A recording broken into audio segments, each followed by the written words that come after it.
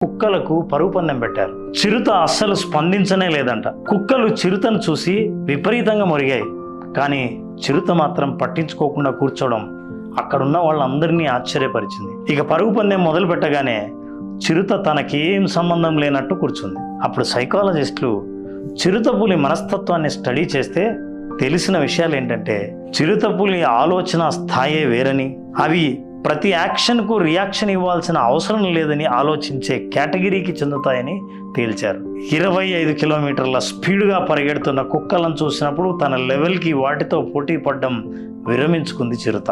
మీకంటూ ఒక స్థాయి ఉందనుకుంటే, ఆ స్థాయిని నిలబెట్టుకోవాలనుకుంటే అనవసరమైన మాటల్ని వినకపోవటము, విన్నా వాటికి జవాబు చెప్పాలని అనుకోకపోవటమే చాలా ఉత్తమం.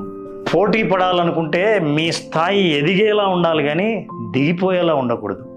ఈరోజే ఆలోచించండి, మీ రేస్ ఎవరితో? Comment box